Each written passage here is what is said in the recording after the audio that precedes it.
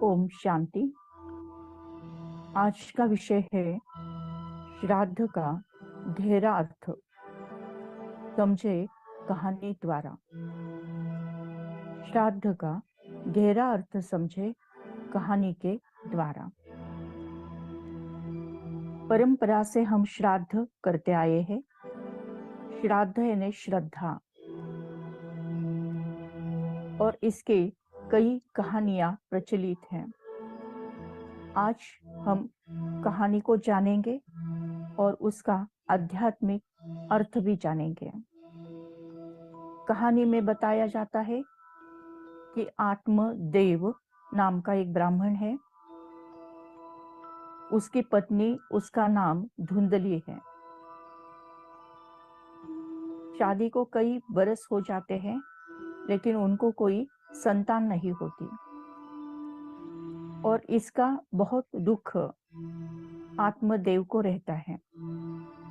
और दुखी अवस्था में वो अपना जीवन समाप्त करने हेतु नदी की ओर जाता है और बस नदी में डूबने ही लगता है। तो एक महात्मा सन्यासी उसे देख लेते हैं और उसको समझाते हैं और कहते हैं कि मैं तपस्या की शक्ति भरकर एक फल आपको देता हूँ।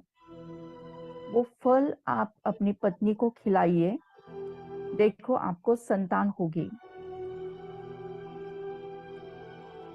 तो आत्मदेव खुश हो जाते हैं।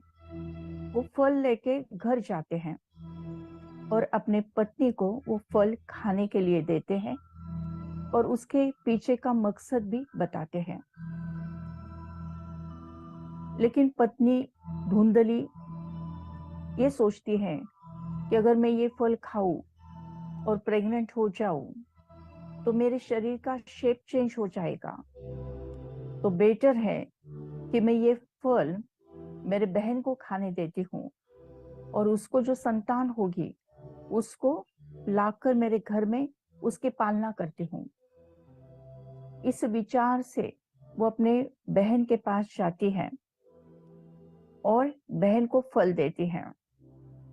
लेकिन बहन उसकी ऑलरेडी प्रेग्नेंट है, ये उसको भी पता नहीं होता है।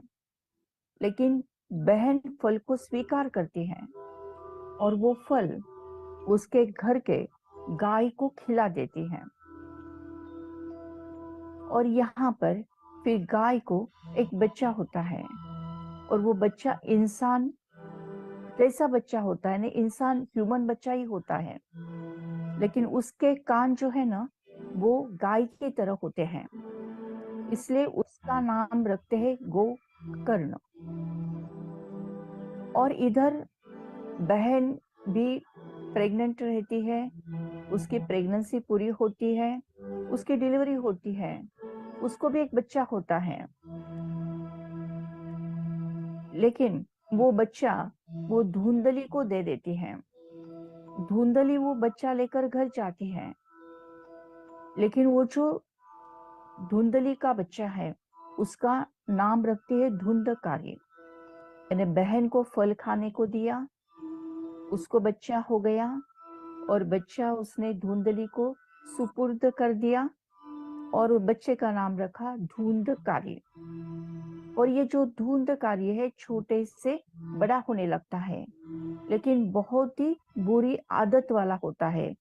चोरी करना, मारामारी करना, बुरे काम करना, ऐसे वो करते रहता है।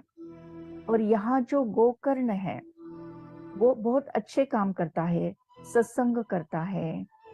तो ये दोनों ही बच्चे पलते रहते हैं। बहन के पास गोकर्ण पलता है और धुंधली के पास धुंधकारी पलता है, छोटे से बड़ा होता है। दोनों ही छोटे से बड़े हो जाते हैं। तो जो धुंधकारी जब बड़ा होता है तो वो राजा के महल में जाकर चोरी करता है, और चोरी से लाया हुआ सारा सामान, सारी संपत्ति, सारे गहने लेकर, वो सारा खजाना लेकर वो 5 वेश्याओं के पास जाता है, और वो बोलता है कि मैं ये सारा खजाना तुमको देता हूं, लेकिन आप मेरी सारी इच्छाएं पूरी करो। तो वो 5 वेश्याएं सोचती है, ये जो इसने चुराया है ये तो राजा के महल से चुराया है, ये सारा खजाना तो राजा का है, अगर उसको समझेगा और ये खजाना मेरे घर में मिलेगा तो फिर मुझे जेल हो जाएगी। तो वो 5 ही वेश्याएं मिलकर उस धुंधकारी को मार देते हैं, जान से मार देते हैं। और धुंधकारी शरीर छोड़कर, यानी उसकी मृत्यु होकर, वो प्रेत योनि में जाता है, भटकते रहता है, बहुत मुश्किल में रहता है, और बहुत तकलीफ होती रहती है। तो उस समय पर धुंधकारी गोकर्ण को याद करते हैं, और गोकर्ण को उसको बहुत तकलीफ होती है। वो गोकर्ण को याद करता और उनके सपने में जाकर वो कहता है कि मुझे मुक्त करो, मुझसे बहुत गलतियां हो गई है, मुझे इस प्रेत योनि से मुक्त करो। तो फिर धुंधकारी को गोकर्ण समझाता है कि आपको 7 दिन गीता का ज्ञान सुनना पड़ेगा, और गीता का ज्ञान सुनते हुए वो सारा धारण करना पड़ेगा, आचरण में लाना पड़ेगा, तो आप इस प्रेत योनि से मुक्त हो जाओगे। तो गोकर्ण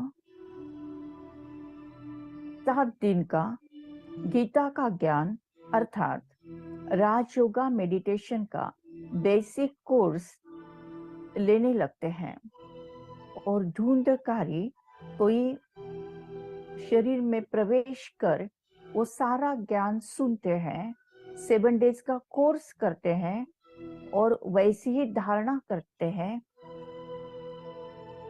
और ये 7 डेज के कोर्स में पहला पाठ होता है कि मैं ये शरीर नहीं, मैं आत्मा हूँ। दूसरा पाठ होता है परमात्मा का यथार्थ परिचय। तीसरा पाठ होता है मन मना भव, स्वयं को आत्मा समझ परमधाम घर में जाकर परमपिता परमात्मा के साथ महामंगल मिलन मनाना। उससे सारे विकर्म भस्म होते हैं और आत्मा रूपी बैटरी चार्ज होने लगती है। तो ये सारा प्रैक्टिकल रूप में धुंधकारी फॉलो करते हैं। सृष्टि के आदि मध्य अंत का भी ज्ञान समझ लेते हैं। कर्मों की गुह्य गति का भी ज्ञान समझ लेते हैं। 84 जन्मों का चक्रों का ज्ञान भी समझा कर लेते हैं। और ये 7 डेज का गीता का ज्ञान, राजयोग का बेसिक कोर्स ना केवल सुना लेकिन अपने जीवन में, प्रैक्टिकल जीवन में धारण किया। और ये करके धुंधकारी जो प्रेत योनि में था वो मुक्त हो गया। तो ये ऐसी कहानी बताई जाती है। तो ये कहानी का हम आध्यात्मिक अर्थ जानते हैं। आत्मदेव नाम का ब्राह्मण है ना, और उसकी पत्नी धुंधली। आत्मदेव यानी आत्मा, धुंधली यानी धुंध जैसा होना, यानी कंफ्यूजन में आना, यानी बॉडी कॉन्शियसनेस में आना, यानी देह भान में आना, यानी विकारों में फंसना। तो आत्मा और शरीर एक साथ होकर इस जीवन में पाठ बजाते हैं। आत्मा कमजोर हो जाती है और देह भान में आती है। तो देह भान में आने के कारण, बॉडी कॉन्शियस में आने के कारण वो अपने जीवन को खत्म करने के लिए निकलती हैं। लेकिन उनको मिलते हैं महात्मा, देते हैं फल, यानी मिलते हैं एक ज्ञानी व्यक्ति। ज्ञानी तो आत्मा मिलती है, महान आत्मा मिलती है जो फल देते हैं। फल यानी ज्ञान का फल, राजयोग का फल देते हैं। गोकर्ण नाम रखा है ना, तो कर्नाटक में देखो शिवलिंग का नाम भी है, एक नाम भी है गोकर्ण। और धुंधकारी जो आत्मदेव और धुंधली के पास जो बेटा आता है उसका नाम धुंधकारी होता है, यानी विकारों से उत्पत्ति हुआ बुरे काम करने वाला, ऐसा वो धुंधकारी था। तो 5 वेश्याओं के पास जाता, यानी 5 विकारों से मैं फंसता। काम, क्रोध, लोभ, मोह, अहंकार में वो फंस जाता है। और ये फंसने के कारण उसके प्रेत योनि में चला जाता है, तामसिक योनि में चला जाता है। लेकिन गोकर्ण को याद करने के कारण, यानी धुंधकारी गोकर्ण को याद करता है मुक्ति के लिए। तो गोकर्ण ये परमात्मा का एक दूसरा नाम है। वो गोकर्ण यानी यदा यदा ही धर्मस्य, जब जब धर्म को अतिग्लानि आती है तब तब परमपिता परमात्मा अवतरित होकर सतयुग की स्थापना करते हैं। यानी घोर कलयुग को भी एक वरदान है कि परमात्मा भी इसी युग में अवतरित होते हैं, और उस युग को नाम देते संगम युग। तो कलयुग को वरदान है कि कलयुग के अंत में परमात्मा अवतरित होते हैं और वो गीता ज्ञान सुनाते हैं। जो गीता ज्ञान सुनते हैं अपने प्रैक्टिकल जीवन में उसको अप्लाई करते हैं, स्व और सर्व के लिए उसको यूज करते हैं, तब अपने आप ही ये पाप कर्मों से, विकर्मों से छूट जाते हैं। तो धुंधकारी ने भी 7 डेज का कोर्स, गीता का ज्ञान सुना, ना केवल सुना, धारण किया। इसीलिए गीता के ज्ञान के कारण वो मुक्त हो गए।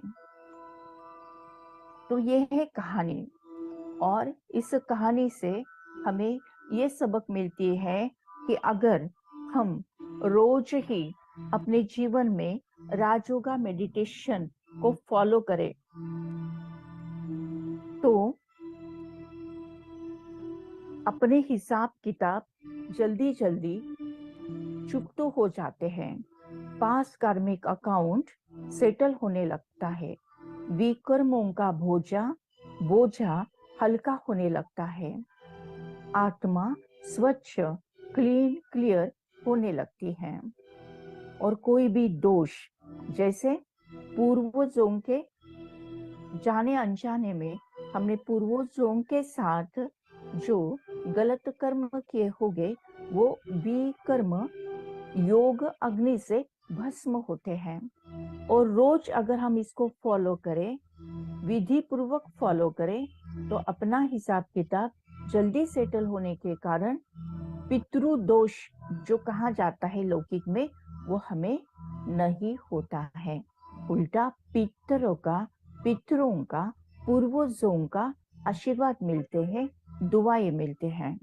इसीलिए राजयोगा मेडिटेशन को रोज ही फॉलो करना चाहिए। जैसे हमारी दिनचर्या जो है कि सुबह उठे बराबर परमपिता परमात्मा को गुड मॉर्निंग करना, परमात्मा को याद करते हुए अमृत वेला मेडिटेशन करना, मुरली क्लास ज्वाइन करना, मुरली के ज्ञान चिंतन करते हुए योग करना, अपने प्रैक्टिकल जीवन में कर्मयोगी बनकर चलते फिरते परमात्मा की याद में कर्म करना, हर घंटे को 1 मिनट का ट्रैफिक कंट्रोल फॉलो करना। नुमाशा मेडिटेशन है, रात को सोने के पहले पोता मेल देना है, सभी आत्माओं से क्षमा मांगना है, सबको क्षमा कर देना है, सबको धन्यवाद करते हुए परमात्मा की गोदी में सो जाना है। ये और ऐसी राजयोगी जीवनचर्या हम आचरण में लाएंगे, अपनी जीवन जीने का ढंग ही राजयोगी का होगा, तो जल्दी जल्दी विकर्म भस्म होकर हम आत्माएं शुद्ध और पवित्र बनेंगे। यही कहानी का अर्थ है। तो इसी अर्थ पर अब हम करेंगे छोटा सा मेडिटेशन।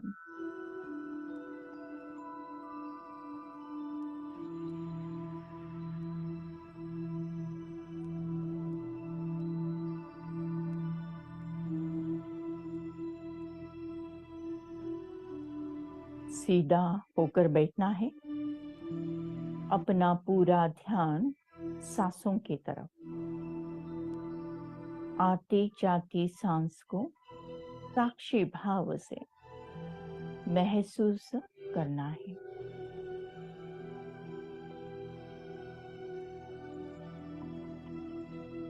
धीरे धीरे अपना ध्यान ललाट के मध्य भाग में,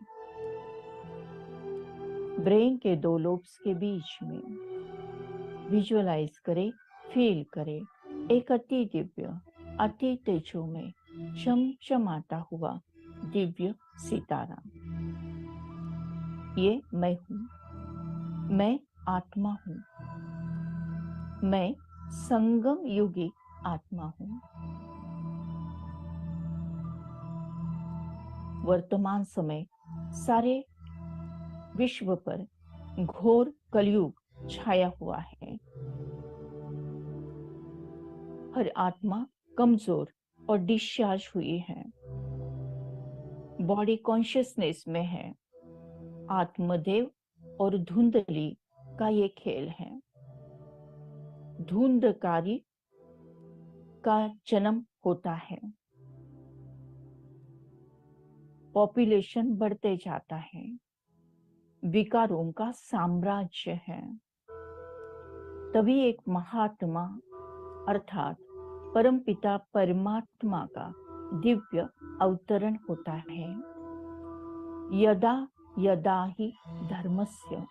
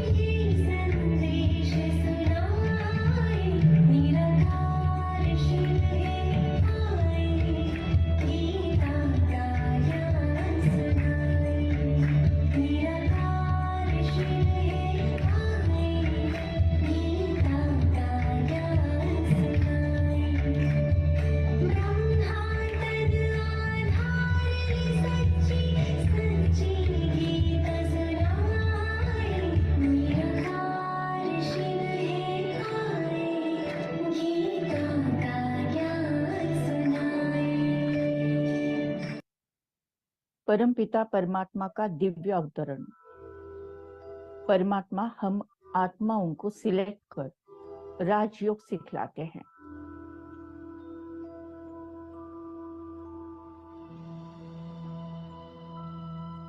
हम सभी आत्माएं राजयोग को अपने प्रैक्टिकल जीवन में फॉलो करते हैं। स्वयं को देखे, भुरकुटी के बीच में चमकता हुआ दिव्य सितारा। मैं आत्मा अलग, ये शरीर अलग है। मैं आत्मा अलग, ये शरीर अलग है। मैं आत्मा एक सेकंड में परमधाम घर में परमात्मा के साथ कंबाइन हूं। सारे विकर्म भस्म, योग अग्नि से सारे विकर्म भस्म, 63 जन्मों का किचड़ा साफ। मैं आत्मा शुद्ध, पवित्र, पावन बन गई हूं। मेरे सारे हिसाब किताब सेटल हो गए हैं। पास कार्मिक अकाउंट सेटल हो गया है। हिसाब किताब चुकतू हो गए हैं। मैं आत्मा परमपिता परमात्मा के साथ कंबाइन होकर सारे विश्व को सकाश देती हूँ। परमात्मा से निकलती हुई ईश्वरीय एनर्जी मुझ आत्मा में समाकर मुझे संपूर्ण संपन्न बनाकर तीनों लोगों में, तीनों कालों में प्रवाहित होती जा रही है। विश्व के हर आत्मा इसको प्राप्त कर रही है। मनुष्य, पशु, पक्षी, प्राणी, जानवर, तितलियां, मछलियां, चींटियां, प्रकृति के 5 तत्व, कुदरत के 5 तत्वों को ये सकाश प्राप्त हो रही है। सबके साथ का मेरा हिसाब किताब चुकतू हो गया है। हर आत्मा को परमात्मा का यथार्थ परिचय प्राप्त हुआ है। हर आत्मा कहती मेरा बाबा। राजयोगी बनो, राजयोगी, मेरे प्यारे बनो राजयोगी।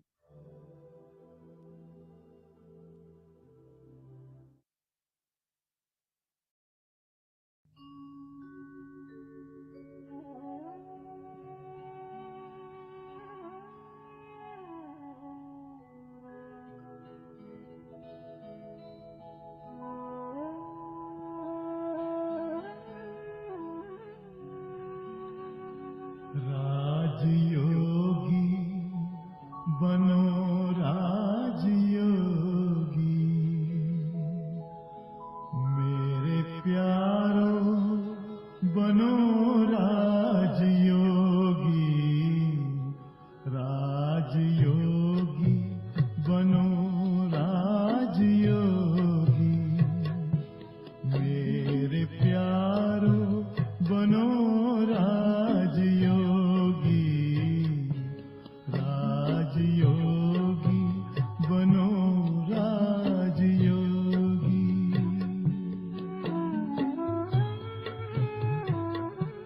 जिंदगी में परम शांति होगी, मेरे प्यारो बनो राजयोगी। राजयोगी बनो राजयोगी।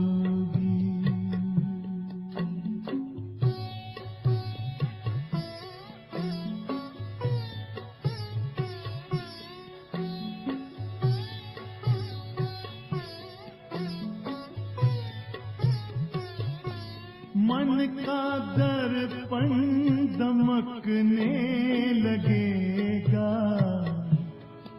आत्मचिंतन चमकने लगेगा।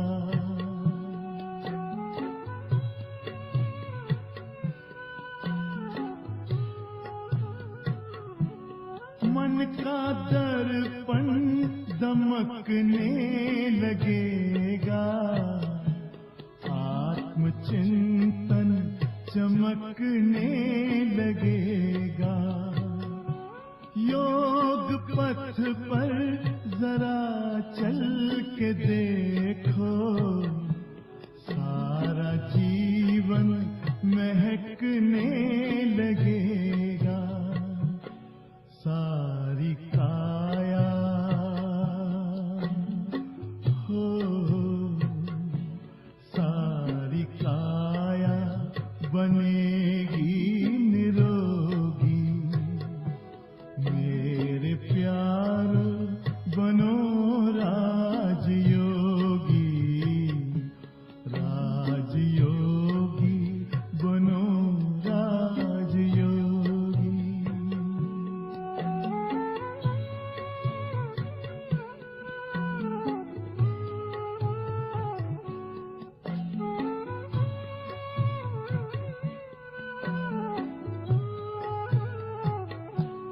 योग मानव को संयम सिखाता, संतुलन आचरण में लाता।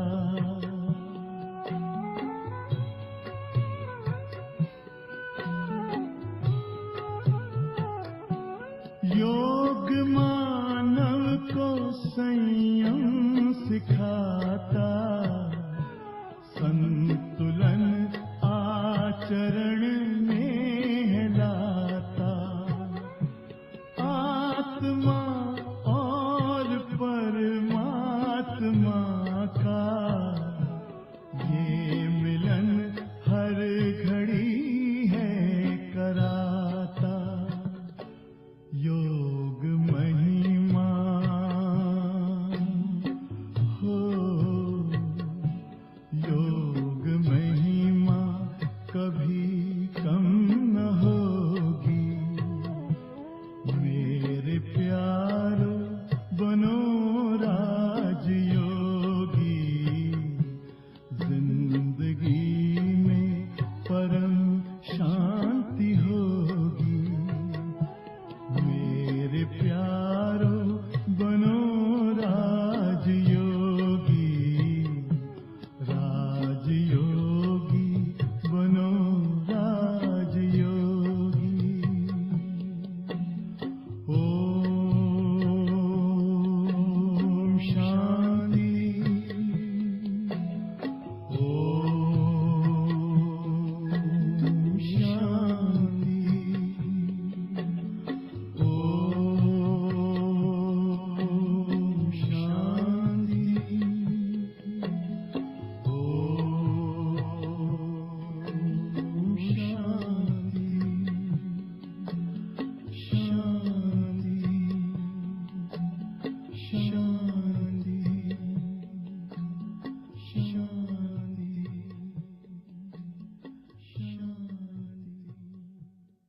Thank you Baba, thank you. शुक्रिया परमात्मा, शुक्रिया। ओम शांति, शांति, शांति।